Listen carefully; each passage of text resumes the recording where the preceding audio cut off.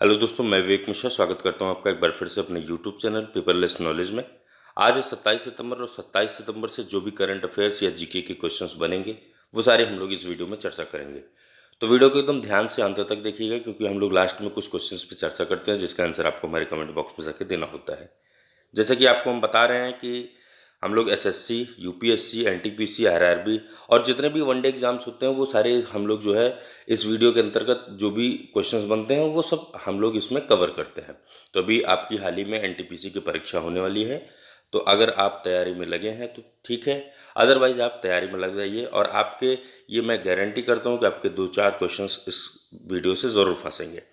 चलिए बात करते हैं आज की वीडियो की। तो आज का पहला क्वेश्चन है, तो यहाँ पे आपसे जो पहले हम बात करेंगे, कल जो हमने क्वेश्चन दिया था तो पहले हम लोग वो क्लियर कर लेते हैं कि कल आपका जो क्वेश्चन आपने दिया या फिर जिस क्वेश्चंस के बारे में आपने पढ़ा वो उसका आंसर क्या था। तो पहला क्वेश्चन यहाँ पे आपसे कल पूछा गया था कि पूर्व विद्रोही नेता इस्माइल तोरोमा किस देश के राष्ट्रपति बने या बने किस देश के राष्ट्रपति। 4 ऑप्शंस दिए गए हैं, यहाँ पे 4 देशों के नाम दिए गए थे। चारों में जो सही आंसर है, आपका आंसर क्या है आप अपनी डायरी में नोट किए ही होंगे। यहाँ पे जो आपका सही आंसर है वो है ऑप्शन ए, बोगेनविल। तो बोगेनविल के जो है नए राष्ट्रपति बने हैं इस्माइल तोरोमा। अपने आंसर से इसे मिला लीजिएगा। दूसरा क्वेश्चन है आपका, निम्न में से किस पहले महिला को राफेल लड़ाकू विमान उड़ाने के लिए चुना गया है। इन 4 नामों में से किसको जो है पहली राफेल लड़ाकू विमान उड़ाने के लिए चुना गया है जो कि महिला है। तो यहाँ पे आपका सही आंसर होगा ऑप्शन बी, शिवांगी सिंह। तो शिवांगी सिंह को जो है पहले राफेल लड़ाकू विमान उड़ाने के लिए चुना गया है। बहुत महत्वपूर्ण क्वेश्चन है, अपनी डायरी में इसे नोट कर लीजिएगा, ये आपकी परीक्षा में आ सकता है। तो दोनों क्वेश्चन का आंसर देते हुए बढ़ेंगे हम लोग नेक्स्ट क्वेश्चन पे। तो नेक्स्ट क्वेश्चन है, चलिए शुरुआत करेंगे आज के पहले क्वेश्चन से। तो आज का पहला क्वेश्चन है कि हाल ही में किस देश के पूर्व क्रिकेट खिलाड़ी डीन जोन्स का मुंबई में निधन हुआ है। ये मुंबई में निधन हुआ, ये पॉइंट नोट करिएगा आप कि इनका जो डेथ हुई है वो मुंबई में हुई है। तो यहाँ पे 4 देशों के नाम दिए गए हैं। ये किस देश के रहने वाले थे, ऑस्ट्रेलिया के रहने वाले थे। ऑप्शन बी यहाँ पे आपका सही होगा कि ये ऑस्ट्रेलिया के रहने वाले थे और ऑस्ट्रेलिया क्रिकेट के टीम का ये हिस्सा थे। कब हिस्सा थे, 1987 में हिस्सा थे, जब ऑस्ट्रेलिया टीम विश्व कप चैंपियन बनी थी। ठीक है, उस समय ये टीम मेंबर थे और इन्होंने ऑस्ट्रेलिया के लिए 52 टेस्ट मैच खेले हैं और 164 एक दिवसीय क्रिकेट खेला है। कितना, 52 टेस्ट मैच और 164 एक दिवसीय मैच खेला है। वहीं आपको बता दें कि इस समय जब इनकी डेथ हुई तो ये इंडियन प्रीमियर लीग की कमेंट्री टीम के साथ मुंबई में थे। और आपको बता दें कि जोन्स इंटरनेशनल क्रिकेट में डेब्यू 1984 में किए थे। कब किए थे, 1984 में इन्होंने अपना जो है डेब्यू किया था। और इन्होंने टेस्ट क्रिकेट की अगर बात करेंगे हम लोग, तो टेस्ट क्रिकेट में 46 की औसत से 3631 रन, मतलब कि 3631 रन, और वनडे क्रिकेट में 44 की औसत से 6068 रन बनाए थे। तो यहाँ पे आप नोट कर लीजिएगा कि इनकी डेथ हुई जो वो मुंबई में हुई और ये ऑस्ट्रेलिया की तरफ से खेलते थे 1987 में। ठीक है, नेक्स्ट क्वेश्चन पे चलेंगे। नेक्स्ट क्वेश्चन हमारा, तो चलिए दूसरा क्वेश्चन है आपका कि उत्तर प्रदेश के मुख्यमंत्री योगी आदित्यनाथ ने यूपी में मान्यता प्राप्त पत्रकारों को कितने लाख रुपए तक स्वास्थ्य बीमा कवर करने की घोषणा की है। यूपी की बात की जा रही है। 4 ऑप्शंस दिए गए हैं यहाँ पे, चारों में जो सही आंसर है वो है ऑप्शन सी, 5 लाख रुपए की। तो यहाँ पे आपको बता दें कि कोरोना महामारी के बीच उत्तर प्रदेश सरकार ने मान्यता प्राप्त पत्रकारों के लिए बड़ी घोषणा की है और सरकार ने ये कहा है कि प्रदेश के सभी मान्यता प्राप्त पत्रकारों को राज्य सरकार 5 लाख रुपए का स्वास्थ्य बीमा कवर देगी। इसके साथ ही साथ योगी आदित्यनाथ सरकार ने ये भी कहा है कि प्रदेश में कोरोना संक्रमण की वजह से मरने वाले पत्रकारों के परिवार को सरकार की तरफ से 10-10 लाख रुपए आर्थिक मदद दी जाएगी। यहाँ पे कंफ्यूज मत होइएगा, इन्होंने स्वास्थ्य कवर जो दिया है, स्वास्थ्य कवर बीमा जो दिया है वो 5 लाख रुपए दिया है और मरने वाले पत्रकारों को जो आर्थिक मदद दी है वो 10 लाख रुपए की दी है। तो यहाँ पे उत्तर प्रदेश की सरकार ने ये कदम उठाया है। नेक्स्ट क्वेश्चन पे चलेंगे। नेक्स्ट क्वेश्चन हमारा, विश्व फार्मासिस्ट दिवस मतलब वर्ल्ड फार्मासिस्ट डे निम्न में से किस दिन मनाया जाता है। यहाँ पे 4 डेट दी गई हैं। इनमें जो सही आंसर है वो है ऑप्शन बी 25 सितंबर। तो 25 सितंबर को विश्व फार्मासिस्ट दिवस हर साल दुनिया भर में मनाया जाता है। दूसरा पॉइंट आप नोट कर लीजिए कि यह जो है किस लिए मनाया जाता है, इसका उद्देश्य क्या है। तो यह दुनिया भर में स्वास्थ्य में सुधार के उद्देश्य से फार्मेसी पेशे की कीमत को दर्शाने के लिए मनाया जाता है। किसने इसकी घोषणा की थी? तो आपको बता दें कि इस्तांबुल तुर्की में FIP काउंसिल ने 25 सितंबर को 2009 में विश्व फार्मासिस्ट दिवस घोषित किया था इसको। और आपको बता दें कि FIP इस दिन पर फार्मासिस्टों से आग्रह करता है कि वो ऐसे आयोजन करें जिससे लोगों को स्वास्थ्य में फार्मासिस्ट की भूमिका की जानकारी मिले। तो यहाँ पे आपका सही आंसर है ऑप्शन बी 25 सितंबर। 25 सितंबर को हम विश्व फार्मासिस्ट दिवस मनाते हैं। नेक्स्ट क्वेश्चन पे चलेंगे। नेक्स्ट क्वेश्चन हमारा, रसायन और उर्वरक मंत्रालय ने हाल ही में देश में कितने प्लास्टिक पार्क स्थापित करने के लिए मंजूरी दी है। यहाँ पे पूछा गया है कि कितने प्लास्टिक पार्क की मंजूरी मिली है। 4 ऑप्शंस दिए गए हैं यहाँ पे आपके, चारों में जो सही आंसर है वो है ऑप्शन सी 10। तो 10 प्लास्टिक पार्क के लिए जो है स्थापित करने के लिए इसको मंजूरी मिली है। किसके द्वारा? रसायन और उर्वरक मंत्रालय द्वारा। आपको बता दें कि यह पार्क 2019 में लॉन्च की गई प्लास्टिक पार्क योजना के तहत स्थापित किए जाएंगे।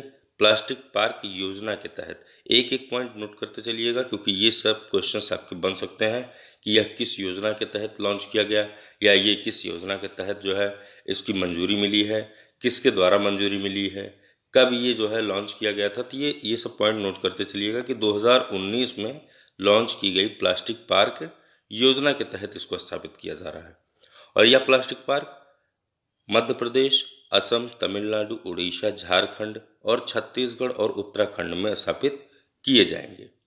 आपको बता दें कि भारत सरकार ने पार्क की स्थापना की जो परियोजना लागत है उसको 40 करोड़ रुपए प्रति परियोजना के हिसाब से मंजूर किया है। प्रति परियोजना के हिसाब से, प्रति परियोजना के हिसाब से मतलब कि जो भी पार्क हैं, ये 10 पार्क हैं तो 40 × 10, ठीक है। तो हर पार्क को 40 करोड़ रुपए लागत की मंजूरी मिली है। 10 पार्क हैं तो 10 × 40 कर दीजिएगा आप, उतना आपका पूरा रेशियो निकल जाएगा। तो यहाँ पे हमारा सही आंसर था ऑप्शन सी 10। नेक्स्ट क्वेश्चन पे चलेंगे। नेक्स्ट क्वेश्चन हमारा, किस राज्य सरकार ने मोक्ष कलश योजना 2020 को प्रशासनिक मंजूरी दी है। मोक्ष कलश योजना की बात की जा रही है। यहाँ पे 4 राज्यों के नाम दिए गए हैं, चारों में जो सही आंसर है वो है ऑप्शन सी राजस्थान। तो राजस्थान के मुख्यमंत्री कौन है? अशोक गहलोत जी हैं, ठीक है। तो अशोक गहलोत जी द्वारा मोक्ष कलश योजना 2020 को प्रशासनिक मंजूरी मिली है। और यहाँ पे आप नोट कर लीजिएगा कि अपनों की अस्थियां गंगा में प्रवाहित करने के लिए, हरिद्वार आने जाने के लिए समस्त व्यय का जो भुगतान होगा वो देवस्थान विभाग करेगा। और राजस्थान राज्य पथ परिवहन निगम की बसों से निःशुल्क यात्रा कराने के लिए मोक्ष कलश योजना 2020 शुरू की गई है। योजना में नोडल एजेंसी राजस्थान राज्य पथ परिवहन निगम होगा, जबकि वित्त पोषक विभाग देवस्थान विभाग होगा। योजना के तहत हुए समस्त व्यय के भुगतान की व्यवस्था, जैसा कि हमने अभी आपको बताया, कि देवस्थान विभाग द्वारा की जाएगी।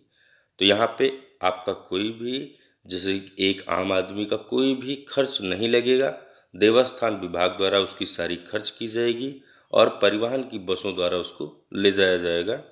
ये राजस्थान सरकार ने घोषणा की है। नेक्स्ट क्वेश्चन पे चलेंगे। नेक्स्ट क्वेश्चन है हमारा, केंद्र सरकार ने किस योजना के तहत 670 इलेक्ट्रॉनिक बसों और 241 चार्जिंग स्टेशनों की मंजूरी दी। यहाँ पे 4 ऑप्शंस दिए गए हैं, चारों में जो सही आंसर है वो है ऑप्शन ए फेम योजना के तहत। आपको बता दें कि दोस्तों यहाँ पे आप कंफ्यूज मत होइएगा, क्योंकि यह फेम योजना ये मोदी सरकार ने अपने कार्यकाल में 1 अप्रैल 2015 से ही इसे लागू किया था।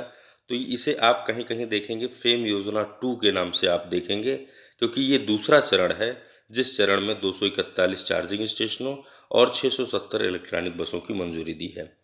आपको बता दें कि इसके तहत जो है महाराष्ट्र, गोवा, गुजरात और चंडीगढ़ के लिए 670 इलेक्ट्रॉनिक बसों की मंजूरी दी गई है। वहीं सरकार ने मध्य प्रदेश, केरल, तमिलनाडु, गुजरात और पोर्ट ब्लेयर के लिए 241 इलेक्ट्रॉनिक चार्जिंग स्टेशनों का निर्माण करने के लिए मंजूरी दी है। और जैसे कि हम बता रहे थे फेम 2 कहीं कहीं देखने को मिलेगा, तो आपको बता दें कि मंत्रालय ने फेम 2 योजना की अवधि को 31 दिसंबर 2020 तक के लिए बढ़ा दिया है।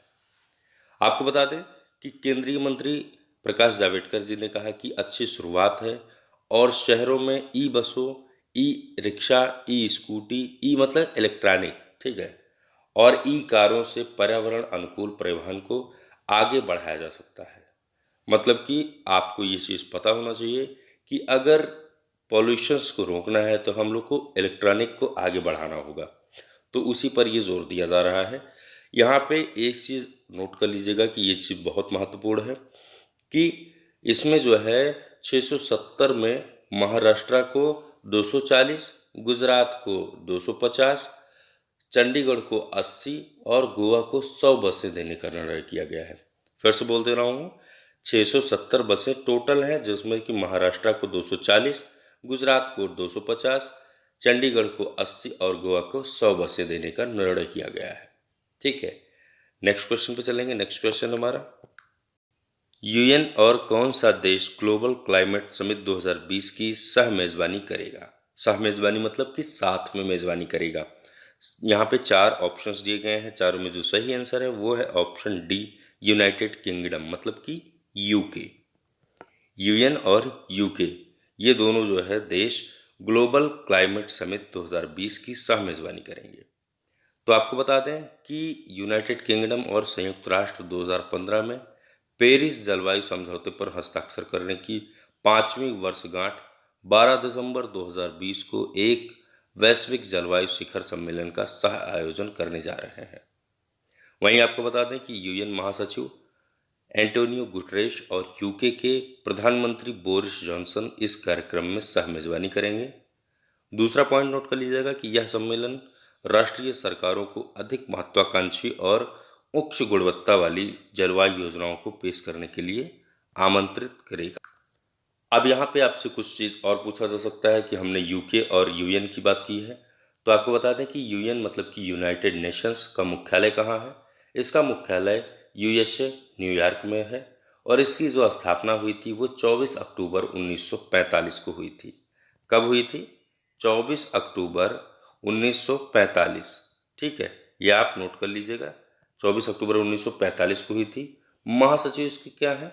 महासचिव इसकी जो है आपको अभी हमने क्वेश्चन में ही बताया था कि एंटोनियो गुटरेस जी हैं। अब हम बात करेंगे यूके की, तो यूके के प्रधानमंत्री कौन है? बोरिस जॉनसन है, अभी हमने बताया आपको। राजधानी इसकी लंदन है।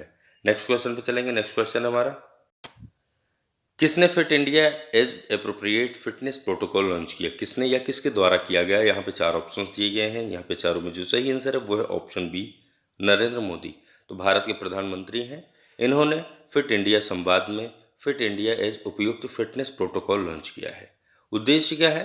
तो उद्देश्य यह है कि फिटनेस और अच्छे स्वास्थ्य के लिए फिटनेस समर्थक लोगों की मदद से ये तैयार किया गया है। इसमें 3 आयु वर्ग के लोगों को तैयार रखा गया है।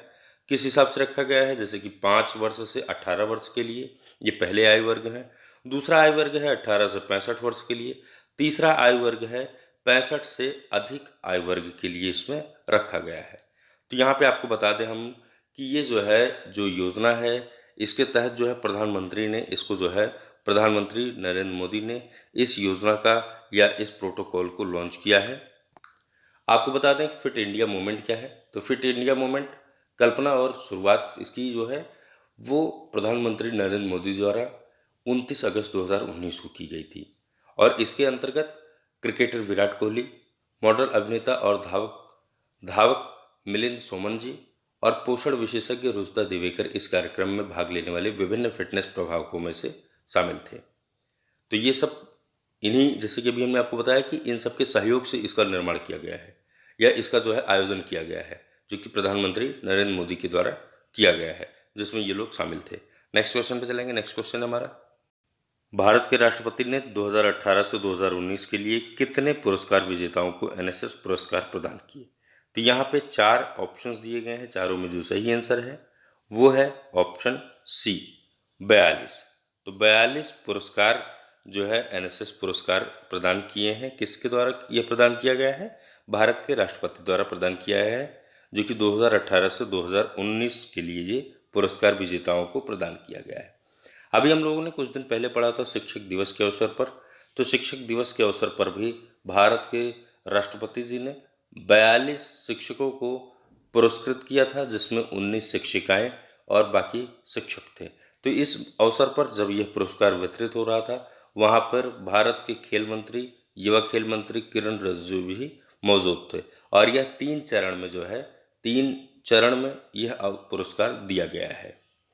नेक्स्ट क्वेश्चन पे चलेंगे। नेक्स्ट क्वेश्चन है हमारा, भारत और किस देश के बीच रक्षा उद्योग ग्लोबल आउटरीच पर वेबिनार हुआ। यहाँ पे 4 देशों के नाम दिए गए हैं, इनमें जो सही आंसर है वो है ऑप्शन बी, इजराइल। तो भारत और इजराइल के बीच जो है ये वेबिनार संपन्न हुआ है। आपको बता दें कि भारत और इजराइल के बीच SIDM के माध्यम से रक्षा मंत्रालय के अंतर्गत रक्षा उत्पाद विभाग के तत्वाधान में आयोजित किया गया था। ये विषय क्या था इसका विषय Indian defence industry global outreach for collaborative partnership, और ये वेबिनार एंड एक्सपो था। इसका जो है जो इसका सब्जेक्ट रखा गया था वो यही रखा गया था। आपको बता दें कि भारत और इजराइल के बीच रक्षा औद्योगिक सहयोग पर एक उप कार्यक्रम SWG के गठन की घोषणा की गई। इसका उद्देश्य क्या था? तो इसका उद्योग प्रौद्योगिकी हस्ताक्षर, सह विकास एवं सह उत्पादन, कृत्रिम बुद्धिमत्ता, नवाचार और मित्र देशों को संयुक्त रूप से निर्यात करना है। आपको बता दें कि रक्षा निर्यात को बढ़ावा देने के लिए और अगले 5 वर्षों में $5 अरब की रक्षा निर्यात का लक्ष्य रखा गया है। जिसमें इजराइल के साथ भारत का वेबिनार संपन्न हुआ है, जिसमें ये सारी योजनाएं लागू हुई हैं। नेक्स्ट क्वेश्चन पे चलेंगे। नेक्स्ट क्वेश्चन है, मैं बात करेंगे आज के क्वेश्चंस की, तो चलते हैं नेक्स्ट क्वेश्चन पर। चलिए बात कर लेते हैं आज के क्वेश्चंस की। तो आज का पहला क्वेश्चन है कि किस इतिहासकार को यामीन हजारिका पुरस्कार से सम्मानित किया गया। 1 नंबर का क्वेश्चन है, पुरस्कार रिलेटेड क्वेश्चन है। आपने देखा होगा कि 1 नंबर के क्वेश्चंस आपके पुरस्कार संबंधित या कोई मेडल संबंधित या किसी भी तरीके का अगर कोई नया क्वेश्चंस बनता है आपका, तो वो खेल संबंधित बनता है। तो ये सारे क्वेश्चंस आपसे ज़रूर पूछे जाते हैं, तो आप इसे अपनी डायरी में नोट कर लीजिएगा। तो इसका आंसर आपको हमारे कमेंट बॉक्स में जाना है और अपना आंसर टाइप करना है। दूसरा क्वेश्चन है, सरकार ने राज्यों द्वारा SDRF खर्च जो है वो सीमा 35% से बढ़ाकर कितनी प्रतिशत कर दी है। पहले 35% थी, अभी वो बढ़ाकर कितनी कर दी है। यहाँ पे आपके 4 ऑप्शन दिए गए हैं, इनमें से आपका एक आंसर सही है, जिसको आपको हमारे कमेंट बॉक्स में जाना है और अपना आंसर टाइप करना है। तो दोस्तों आज के वीडियो में इतना ही, फिर मिलेंगे किसी नेक्स्ट वीडियो में। तब तक के लिए इजाज़त दीजिए। धन्यवाद। राम राम, जय हिंद।